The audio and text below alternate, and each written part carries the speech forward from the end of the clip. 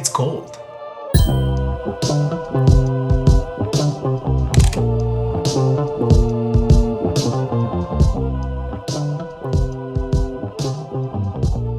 This is my workhorse camera. When I'm shooting anything for client work, families, anything that I'm shooting in color, it's this camera and this lens only. So what is this lens? This isn't the 105, right? This is Pentax 672, legendary camera. Everyone wants this. Not everybody. A lot of you. A lot of you are like, but you're usually used to the 105 2.4, which is an incredible lens. So this is a Cinelux 110 f2 lens. These lenses originally were used as projection lenses in movie theaters for IMAX. I don't speak German, and I'm going to attempt to say what kind of lens this is. So this is a Cinelux Ultra f2 110 millimeter, 4.33 inch Schneider Kreuznach, Kreuznach. It's made in Germany. I have an extensive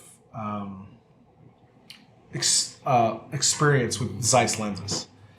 These Schneider ones, I think, are superior to the Zeiss lens. It's insane. Like, I have no lack of confidence shooting anything at f2 and having it be overtly sharp, and then people asking me, like, what lens is this? Are you shooting like f4?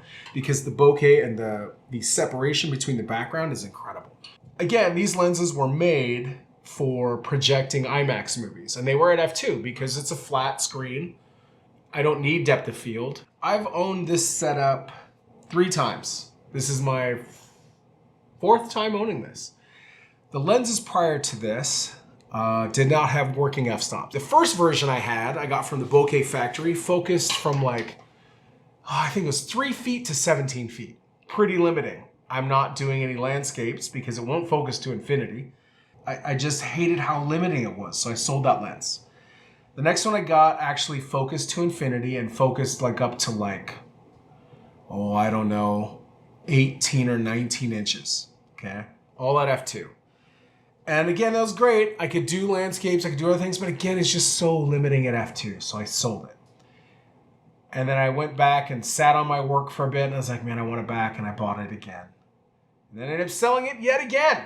Because again, that just f2 is like, it felt gimmicky to me. Like I'm just doing the same thing over and over again. It's just a one-trick pony. So I sold it. Then I landed on this lens. This lens is great because it has working f-stops from f2 to f32. So with that capability, now I don't really need another lens. This is great for family portraiture, for any kind of portraiture. If you want to like still go with that gimmick that I was saying, shooting this thing wide open at f2, it's incredible. So a couple things about this lens that are downfalls. So this lens has this lens hood on the top, right here. It comes with 2 different lens hoods, this longer one and the short one. I don't know why I'd ever use the short one. Without the lens hood, it is very susceptible to lens flare. There are still a lot of times where I'll have this on there and when I'm shooting and I'll still go like that. It's not like, say, the 105 2.4, which is legendary for lens flare. You shoot into the sun, you get those really cool like Newton rings, right? It's just rad. You can put someone inside one of those rings. This doesn't do it. It takes your blacks and grays them out. It's not something I want. The downsides, the only thing to me is lens flare and the fact that it's just a 110. Now these lenses are available in, I wouldn't go longer. I've seen like 115s, 125s. On this, that's getting more towards like a telephoto lens. Like on a 35mm full frame, you're now more at like a 70. I don't like that look. So the limiting part is you're stuck to either a 105 or a 110. And there's lens flare. That's the only thing. But again, that can be avoided by using these and something called a meaty hand. But yeah, the elements are like, it's pretty, I mean, this is a thick lens and it's wide open. Oh, here's a downside of these lenses. When you stop down, it stops down. It's like shooting through a 4x5 camera. When you stop down, it's letting in less light. So it's really dark through here.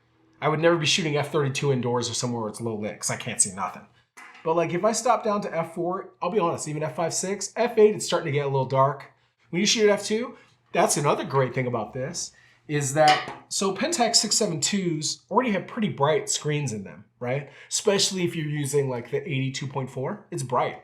But if you pop on like say a 55 f4 lens on here, it's a little darker. But you put this lens on any camera, like if you can mod this to fit your Pentax 645N or N2 or just your normal Pentax 645, it's bright. It's really, really bright through the viewfinder. The only downfall is when you stop down, it's dark. One of the main reasons I love this, I bought an 8x10 camera and I tried to shoot it, but good Lord, I don't have the patience for that bullshit. I want that look, right? Like an 8x10 look, you can really separate something from the background, right? But at what cost? Like 30 minutes to fucking take one shot? It's not feasible. I don't want to be in a bag like trying to load a thing of 8x10 and like there's all the mistakes that can happen in between. This gives me a look of 8x10 with the ease of 120. That to me is incredible. That to me, this lens is worth every penny. The color rendition, the bokeh, the separation to be able to make something pop from the background at any distance. And like if for some reason, like say I show up to a shoot, but I'd been on my phone for a long time prior and my eyes are a little weary, I'll stop this down to f4 and it's just crispy. It's crispy sharp. It's like crunchy cereal, right? Actually, I can't describe it to you. I need to show you. So there are going to be a slew of examples. I got hired to shoot for the NFL. The San Francisco 49ers. Bryant Young got inducted to the Hall of Fame. Look at me. I know you think I might know something about football. I don't know jack shit about football. Nothing. I don't know nobody. And it's Hall of Fame, so it's just a bunch of older people. But I've been shooting events for, I don't know, 23 years. So you treat it like an event.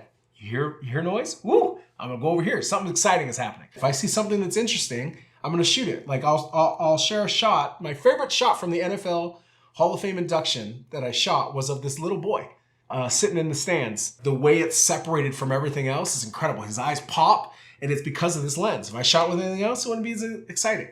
So I'm on stage in between as they are inducting these people into the Hall of Fame.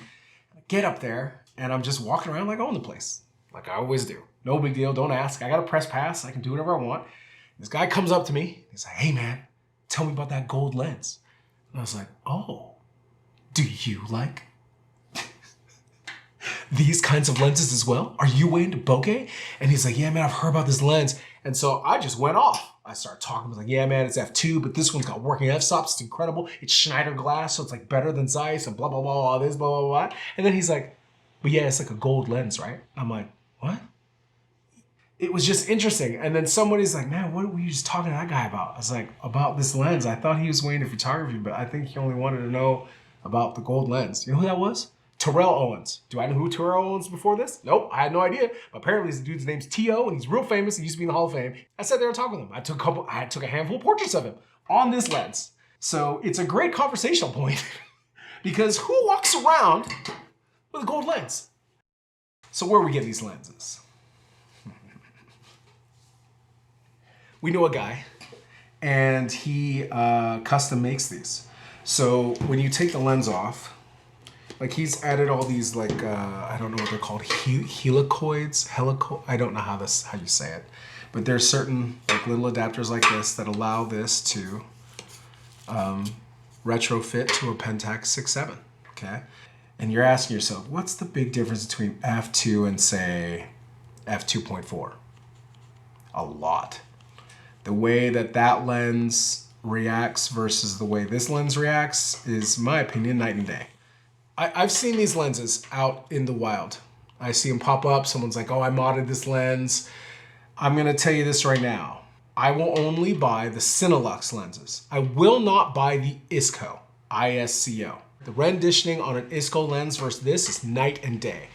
There's some chromatic aberration with ISCO lenses. So like, it's almost like a Gaussian blur in the, like it's sharp, but it's not sharp. It's like someone put a little bit of right on the top there. That never happens with this. There's never any like glow or any like question of whether it's sharp or not. ISCO lenses are questionably sharp. Like, you know, I've seen those commercials, people are like sharpening knives and they come up with stuff like thinly slicing grapes. Thinly slicing grapes. You take the ISCO and you put it up great, it kind of just falls over, and you're like, oh, turn the camera off, let me sharpen it, and then they do it. You gotta sharpen those ISO lenses. They're not great. So this guy that we know is making these lenses. I don't know how many more he's going to be making because they're hard to find.